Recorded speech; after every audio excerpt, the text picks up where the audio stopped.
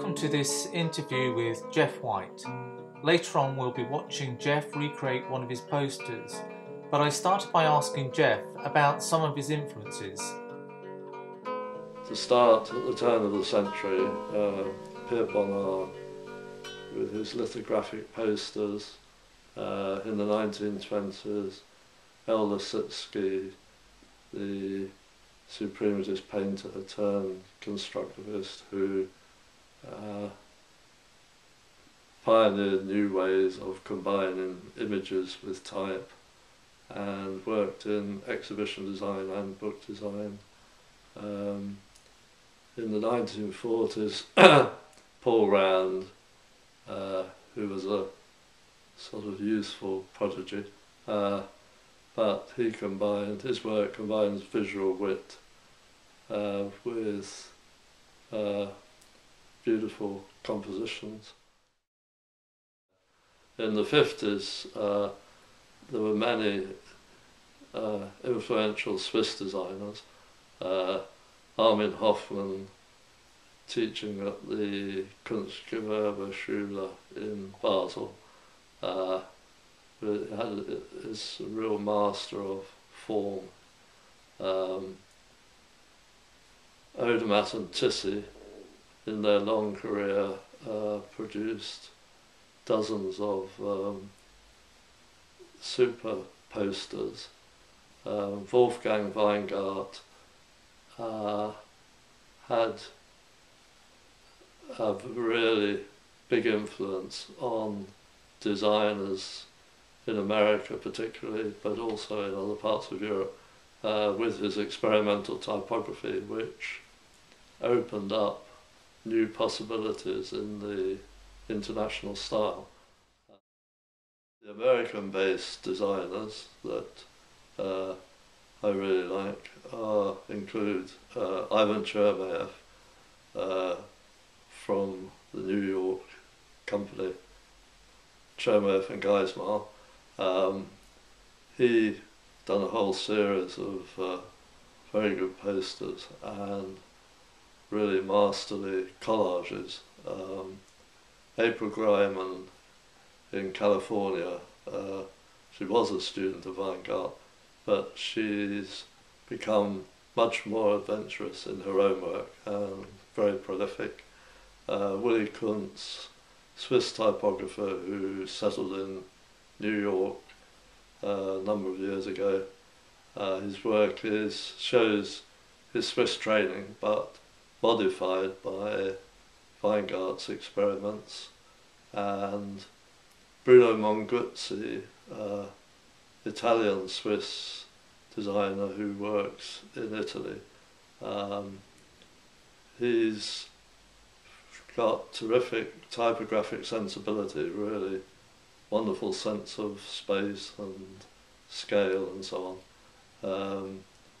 8VO in Britain gave a buzz to British design when they first appeared in the 1980s.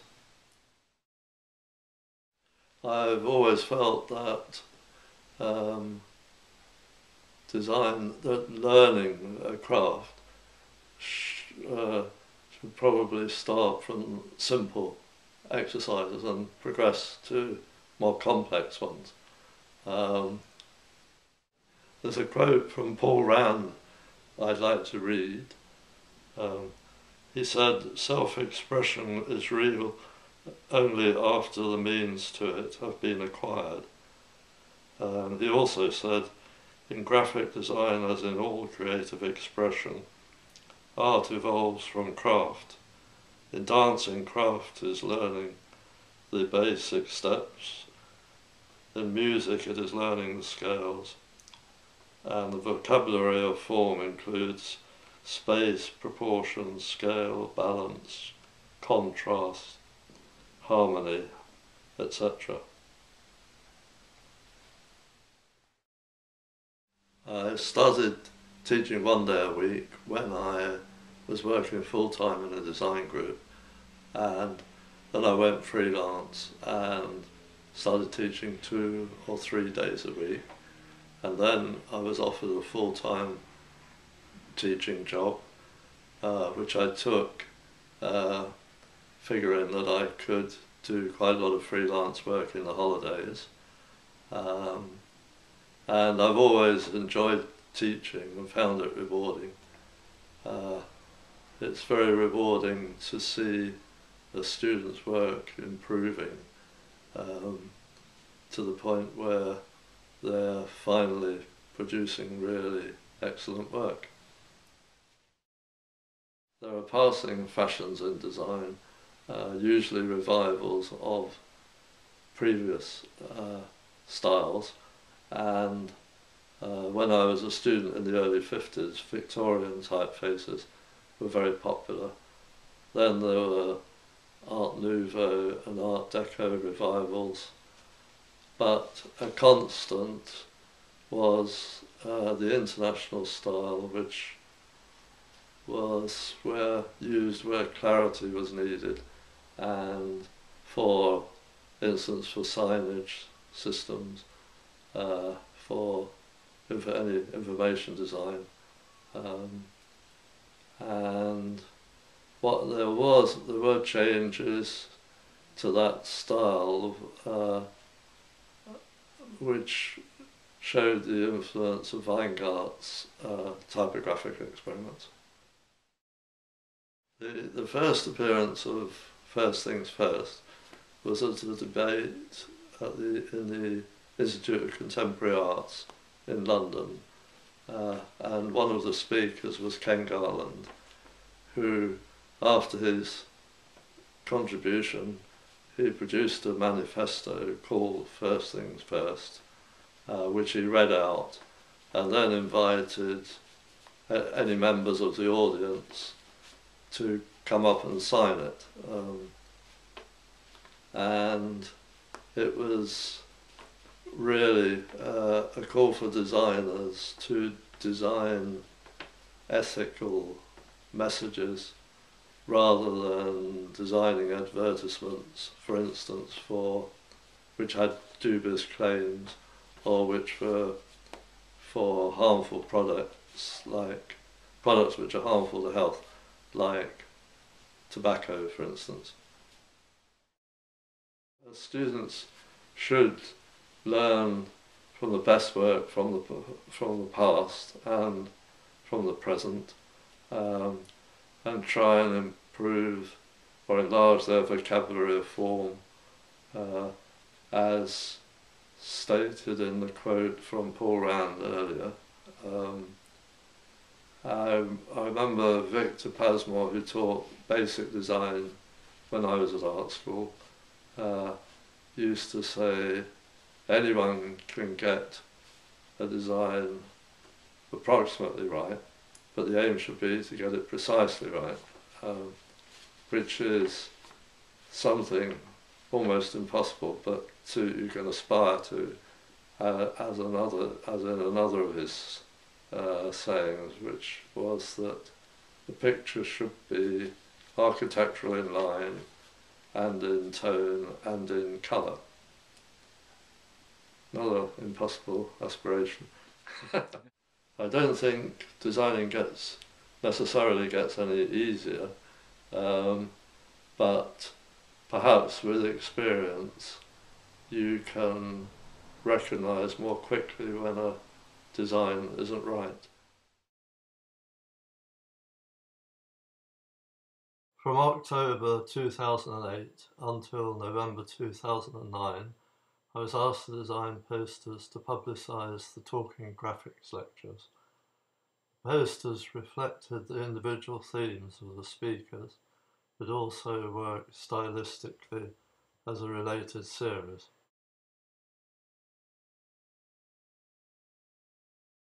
Here you see the completed poster of the example we're about to recreate stage by stage. I will explain how I made each decision. So that you can see more clearly, we'll enlarge the poster and look at the poster section by section. Here you see the main part with all the graphic components we will be working with. Now we focus in further until we arrive at the very first decision, which is the surname of the speaker, John Miles. Note that the surname is tightly letter-spaced, but that the letters are not touching. When setting type large, you can often afford to set the type quite tightly. Here we see the first name, John, the same size as Miles, overlaying the surname. I've coloured it a transparent blue. John is positioned so that the vertical stroke of the J aligns with the vertical of the lowercase I. The baseline of John aligns with the X height of Miles. A block of colour with a gradient applied is added above John, aligning with the cap height. Another block is added below Miles, aligning with the baseline. Two further colour bands are added. One colour band is to the X height of Miles and the other to the cap height of John. I have left the white shining through behind John. A large block of introductory text is added. The baseline of the last line aligns with the baseline of John. The type runs up from this point. The left edge of the type aligns with the H of John. Within the text, I have highlighted the date and the time as important information. Next, we move down the poster and towards the centre. First, we add a small block of text to the left of the main body of text. The first baseline aligns through with the baseline of the large type next to it. The small type aligns left with the vertical of the J of John. A second small block of text is added. The baselines align through with the first block. I've overlapped the first three lines of the second block with the last three lines of the first block. This creates a satisfying step and allows for the small type to seemingly wrap around the large type without touching it. The type aligns left with the M of Miles. The third small block of type is added underneath Miles. The type aligns left with the H of John. The space between the type and the baseline of Miles above is visually the same as the space between the first small block and the cap height of the J of John. You can see this demonstrated by the two small red squares. A fourth and final small block of type is added to the right. The baselines align through with the third block.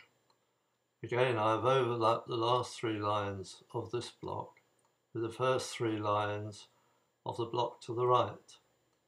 The left side of the fourth block aligns vertically with the second downstroke of the N of John. I've added three vertical rules in progressively heavier weights. This is to emphasize the reading direction of the type as they appear to move from the background to the foreground. I have coloured them white to add contrast. We now move to the top of the poster. We are going to add the series title. First the word talking, then graphics. The vertical of the H of graphics aligns through with the vertical of the T of talking. This sets up a strong vertical alignment with the J of John. A series of is added next to graphics. The baselines align through. The second line is added underneath, aligning left with H of graphics, as does the third line. The notion of type stepping and wrapping is reflecting the design approach of the type below. We now reduce the poster down in size so that we see the main area of typographic design again. The red lines show you those key alignment points again. And here are 8 of the series to finish with.